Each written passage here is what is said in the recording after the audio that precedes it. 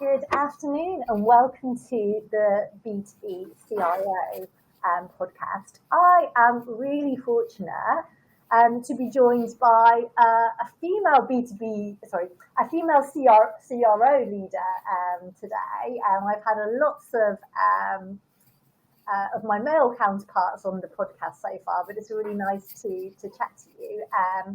Guinea Weiss, you are running CRO and SEO agency Convertex Digital, which is quite unusual because normally those two disciplines sit apart from each other. You know, you've got the SEO agency over here who's like, right, we need to do our work to drive traffic to the website, and then you've got CRO going, right, okay, we need to do our things to make sure that we convert people once they are there. So you're solving that problem altogether for both B2C and B2B clients. You've got some great clients on your client list. Can you tell us a bit about how you got into conversion rate optimization?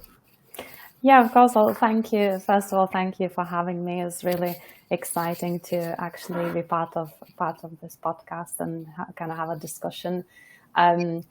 Yeah, so I guess I'll just start a little bit with my background. I mean, my background is it's a bit funky. I've started in a science lab. I have a undergraduate degree in biomedical science and really worked in NHS and healthcare for the first couple of years of my working experience. But I soon realized that I'm really interested in other things beyond the lab. And kind of followed with a degree in psychology, and that took me to CRO, and really that is the base, I guess, and of everything that we do is psychology and science combined. So yeah, I mean, I've worked with many different brands and across agencies and in-house. Some of them were B2B, some of them were B2C, and really have seen, I guess, a wealth of various different companies optimizing their websites and the experiences. And the reason why we kind of set it up that way was, I guess, primarily because Ben, who we run the agency together, I run the agency with, was also my husband. He is SEO expert. He's been in SEO longer than I have been in CRO. But the issue was that I think we've noted that a lot of businesses were missing the point. They were kind of focusing, throwing that last straw at the CRO when nothing else worked, instead of kind of having that dedicated approach where everything is together and joined from the very beginning. And this is what we've been trying to do, and we've seen some really successful results so far on the clients that go together with both services together. I guess, CRO and SEO strategies joined. Yeah. So you are the psychology part of the partnership. Right. But I think when we chatted previously, I realized that one of the things you are really passionate about is, of course, we need to start to work on that. The conversion rate optimization, really think about how we get buyers to behave in the way that we want them to do and influence that. But that you felt really passionate about the SEO part of, that customer journey. And really from a technical perspective, getting your clients' ducks in order so that technically their SEO is performing exactly as it should be. And when working with clients, I wanted to ask you about some of the technical clangers that you might come across when you're doing that part of the assessment that could be really affecting their natural SEO rankings. One is the clangers, and then question 2 is like, what do you think we should be avoiding, or our listeners should be avoiding from a technical SEO perspective when they are thinking about embarking on a CRO journey? Of course. I mean, that's exactly what we do.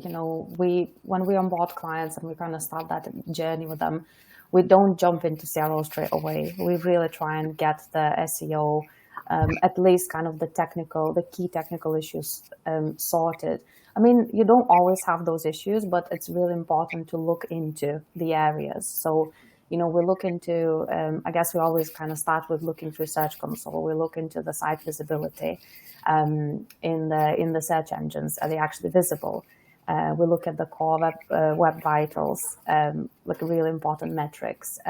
We check for indexing. Is the website indexed correctly? Is nothing missing? Are you indexing too many things? Is my account after login indexed? Like there's some stuff that sometimes clients don't realize. It might be just a small technical glitch, but it could be causing a trouble in terms of SEO. We look at XML sitemaps, so I definitely recommend that stuff as well. And eventually we get to the point where we crawl the site. We look through the broken links, redirects, canonical tags, and make sure that everything is right as well from all of these perspectives. Because only then we can actually say, okay, well, now the website is kind of standing on its 2 feet. It's okay. If we need to fix anything, these fixes pretty much can be implemented immediately within the team, or we do them, and the improvement is pretty much right off the bat of the improvement of the fix. So we don't need to wait like 6 months for certain things, as it kind of maybe seen in general that SEO is some like a very, very slow burn. It is in a lot of cases, but for technical fixes, if you fix something that's broken, it's going to be fixed immediately. And then we also look, I guess, 2 more things. We look in the page speed. So that's something that's very important. And I think, again, a lot of people kind of forget, especially if you look at websites that have a lot of apps injected into them or like a lot of products. You kind of need to choose wisely and get the ones that are going to make the most of.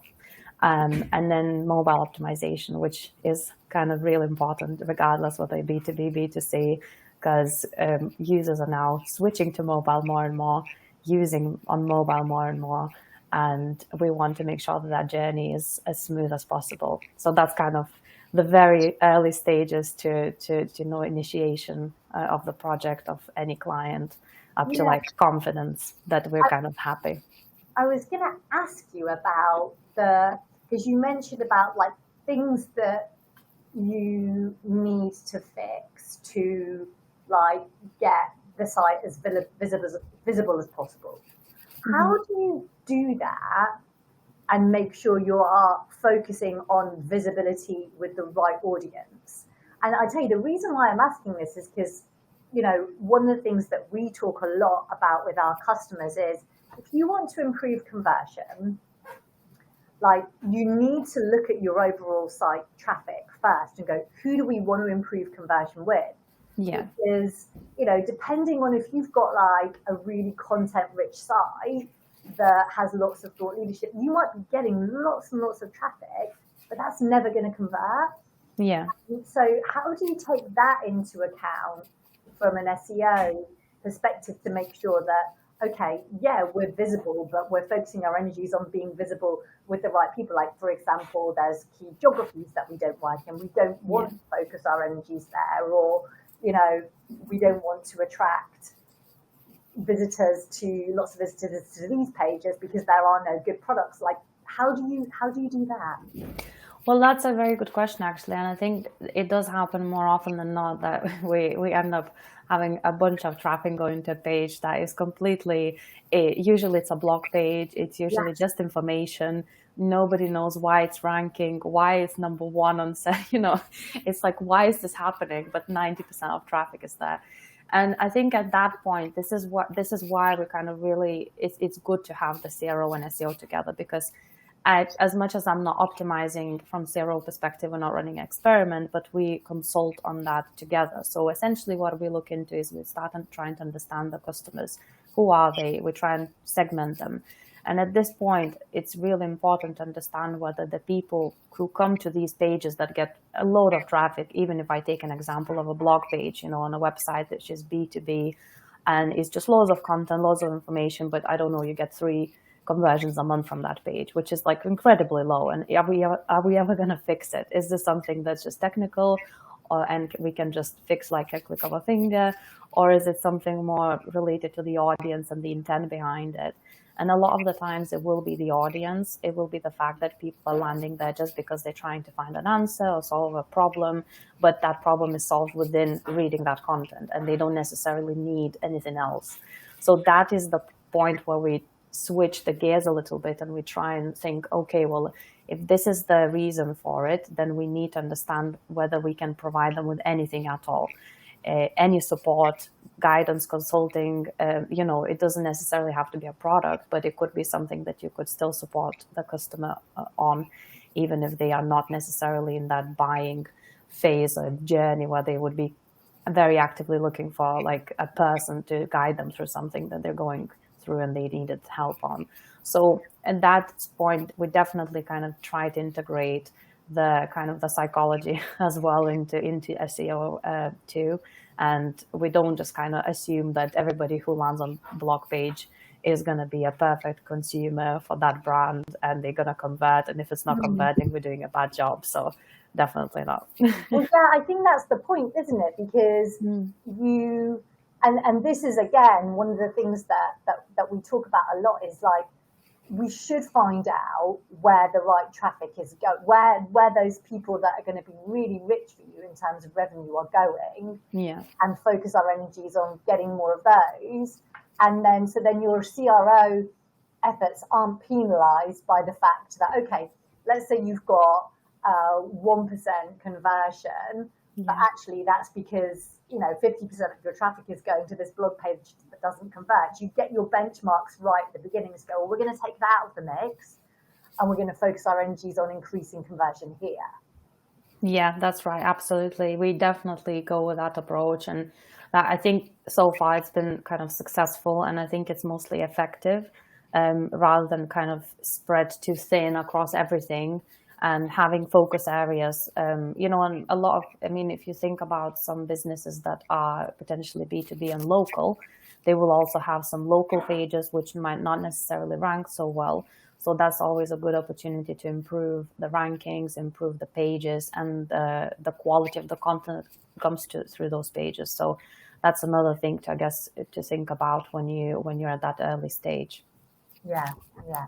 Okay, yeah, because it is always, we're constantly having that battle of, and you talked about it as well with like, we look at site speed, like that's really important, but it's like, there might be things that you do on your site that affect site speed. So it's like a trade-off between having the site you want, but getting enough people there. It's always like a really fine balancing act, isn't it? 100%. I know we've not touched on the CRO that much yet, but there are a lot of optimization tools specifically for CRO and experimentation that can kill website speed so quickly. And it's been, I've been in situations where clients would turn off the tools and only turn them back on when we want to get some new data or we want to run an experiment, and they would literally play that game of on and off. And I do understand it in a way, because every time it would be on, it would just tank the web speed, page speed, and all those metrics. So it can be really tricky. It comes back to, and I know, and these are conversations that we have, but it's like, you need to look at revenue and conversion. Yeah. Because while it might hit the web speed and that might affect SEO rankings, maybe, how is that impacting your revenue? Because actually, if it's taking away some of those buyers that might have found that random blog page that isn't that useful, it's not so much of a problem. If I take it, do you see what I mean? So it's just like, it's looking at every single part of the story, isn't it? Because we don't just want lots of traffic. We don't just want a really great site. We want both, but we want that traffic to be right. So I agree with the approach that you've taken of combining those two things together. So going back to then CRO, because we talked about a lot about SEO and getting everything sorted from that perspective. Yeah. For our customers, if they've taken care of the technical aspect and they're ready to go into an experimentation program, what should their journey look like before they start? Well, essentially what we kind of usually do and what we look into is trying to understand the audience. And that goes, again, that's why it's such a huge overlap with SEO and CRO, because understanding the audience will benefit absolutely everybody in the marketing team. It doesn't matter whether you're channel related or whether you're running CRO program. So we really try and understand the audience. We audit the website and really try and benchmark it against the competitors as well. Mm-hmm. So that's really important, so I guess there's like few key components. We look at the UX of the website, we look at the aesthetics, at the design, at the usability, navigation, like key elements like that, which regardless of what you sell, have to be good. You have to have a good website for people to be able to use it.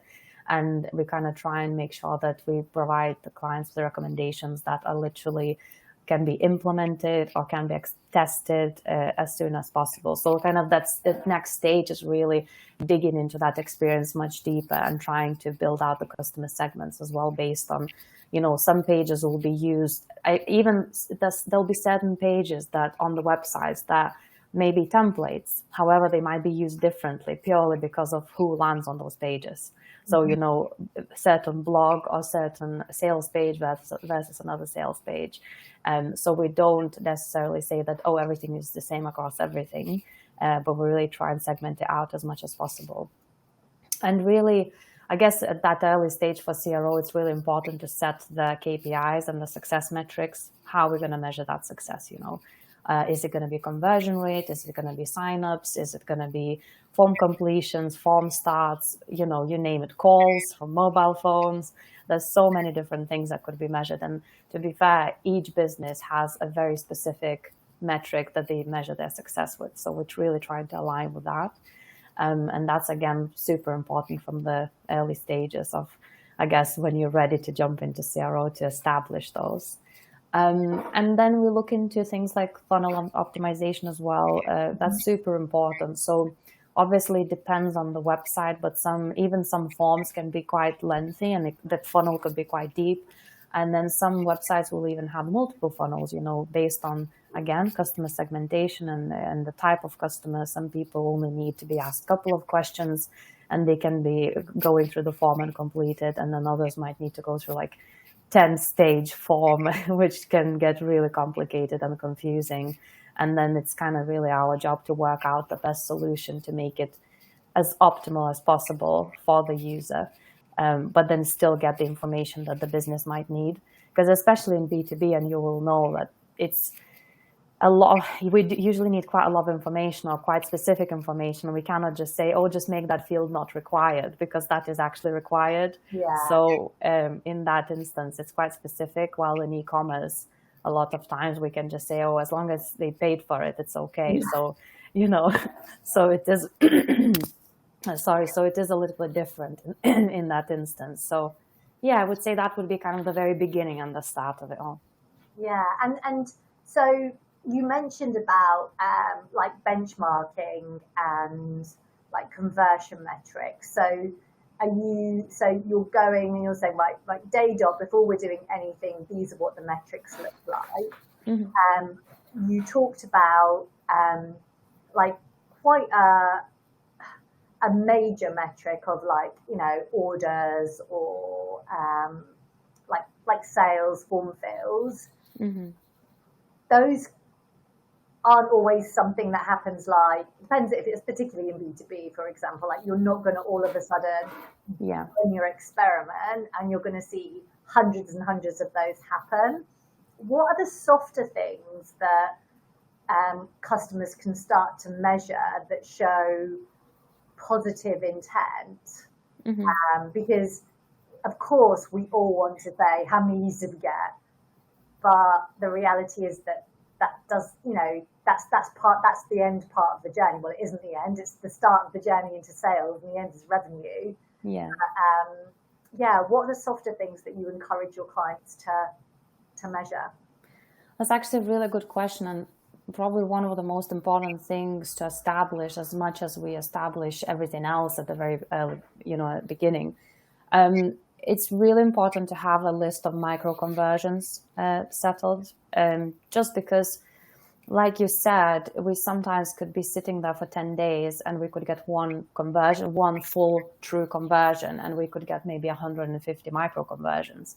So that actually is very important as well, because we do look into tracking. So making sure that, let's say, the website is tracked up correctly in Google Analytics or whatever analytics suite you could be using. But, things like form starts versus form completions. If we have a very high form start, but very low completions rate, something is off with that form. Might be a bug, might need to just test it on many, many different browsers and devices. So that kind of usually gives you a signal that something else is going wrong. There are obviously other softer metrics that you were mentioning. I would probably say, I would look into qualitative tools like the ones that provide you with heat maps and session recordings. Look into metrics there, like scroll depth and average time on the page and things like that. Average time on page is a funny one. I think a lot of people have a misconception that the longer the users spend on the website, the better it is. However, I actually have a proof. I have seen it that people who spend, it doesn't always happen, but you really need to be careful about it, because it doesn't mean that if people spend more time, they're actually enjoying the content more. Sometimes it could be because they're stuck and they just have no way out. So that metric you have to be really taking with a pinch of salt. I would say scroll depth is really good, because scroll depth can show you exactly, how far people scroll. If your kind of average fold is just the very top of the page, then no one's reading anything. Can people see the CTA and the key, I guess, call to actions and stuff like that at the very top, and easy to capture within, let's say, 5 to 10 seconds? Because, we have a very short attention span as humans. And if we can't capture it within, I think, is it like 8 seconds, then we probably lost it. So yeah, it's kind of, there are quite a few metrics that I would say can also help in establishing and understanding how the website is doing on like a more regular basis. Yeah. Okay. That is interesting, and I agree with you with regards to time on site, because we'll often see customers running campaigns that are getting a better conversion, but the time on site is worse. But for us, we are like, well, that's because they found what they needed to faster. Yeah, 100%. Take it like that. So yeah, interesting. I have a very important question that I want to ask you. I know, and this, I've been desperate to talk about this in more detail. I know that you have been working on a thesis or piece of research around personalization and the value that we attributed to it as consumers or buyers, and literally how important it is to those buyers. And obviously I'm fascinated with this, especially around what Webio do. Admittedly, you said that the research is more under a B2C lens, but I'd love to hear more about the project that you've been running and the findings that you have uncovered, because I think there's going to be some really meaty stuff in there about, where do we spend our time? If we are going to personalize, where do we spend our time that's going to make a difference, and where do buyers really not care? Yeah, it's really interesting. I mean, this has been going for months now, and I'm at the stage where this is getting kind of nearly fully written up and nearly fully finished, and it's gonna go into completion soon. But it's been really interesting. So I guess some background information. I'm currently completing my master's in psychology, and my thesis, the final thesis topic, was related to AI generated personalized recommendations on e-commerce stores, and basically the trust between consumers and that. And I think what was interesting is that obviously, even though it was e-commerce, related, I think the conversations that I ended up, because I interviewed people about this, and I spoke to them about what they were, I guess, their perceptions were, behaviors, and habits. And I think that just showed to me that it doesn't really matter whether it was e-commerce or not. I think what was really fascinating is that some people just have specific shopping habits, and they're not willing to let them go, regardless of a a personalization, whether it's something coming along their way, and even, you know, saying, hello, Kirsty, this is specifically done for you, or hey, you know, we think you're going to like this. Obviously, there are people that will definitely go along with this and it works on them. I think my psychologist mind thinks about maybe personality types. Maybe there is something deep in there. Obviously not part of this research, but definitely very interesting. I think people definitely felt that there's a lack of control from their end on those recommendations, and definitely in terms of personalization, you know, do they want it at that stage? I think, you know, the part of the question that you asked was also, you know, where should we focus? And I think the kind of the issue at the moment is that a lot of websites try and personalize from the start to the end, like everywhere. It's just basically we're flooding the customer with the personalization, with the recommendations, with, you know, whatever you want to say. And it's not always welcome. People don't always feel it. Some people are immune to it, in fact, which is very interesting because they just don't realize. I guess it's you know, modern day, we're seeing more and more websites utilize these strategies. It is, I guess, natural that at some point people become immune to it, and then they will see it as just a normality. And then if they come on a website and there is no personalization, then they would think that maybe it's like a website from noughties, you know, then like really old school. Yeah. So that's really interesting. I think one interesting thing was, and this is something slightly different, but I guess obviously people are familiar now with the fact that they're being targeted, or with the fact that, you know, someone kind of was saying, you know, I already know that I'm going to see this because I looked on this website here before, and now I'm seeing this, and I've been on this here before, and then I did this, and this is my size. Or so that's really interesting. I think that general assumption in marketing communities that consumers just don't, you know, they're just kind of oblivious to everything. And if we just give them what they want, which is the personalized experience, they're going to just go for it. But I don't think that's the case, or at least my research shows slightly different. So that's really interesting. I found it that some people are saying that predictive stuff can be a little bit scary as well. So, you know, some people can be aware of that kind of AI or anything related to something that is generated by a lot of algorithm and stuff like that. So yeah, there's a lot of interesting findings, and I think that we need to really look into the intent behind where people are coming from. You know, if it's some sort of like if people on a B2B website reach a form page, I assume, you know, that's a very high intent. They are definitely trying to get in touch. They need help. That's a perfect spot for personalization. If they're just browsing a blog page or reading, I'm not sure, because it depends how much intent there is, and we probably can't measure right now. Maybe we can, but not tried. And I think it's really just trying to drill down to those finer details of where they're coming from, how ready they are to actually make that decision to convert in their decision-making process. Are they at the very early stage where they just, you know, I'm just browsing? Are they in the stage where I need this right now, and I've got a problem and I need it solved by X day or by X hour, and that's why I'm on this website? So yeah, I think that we're probably going into that stage now in marketing where we will start to segment people more, not just by traffic or by device, but also by the intent, or by, you know, and that will improve the personalization even more to like take it to the next level.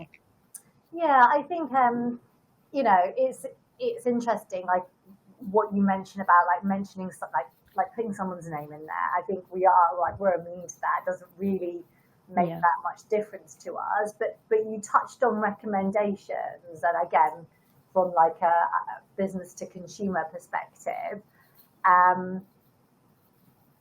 your research, is it telling us that consumers are not engaged with it because the recommendations are wrong?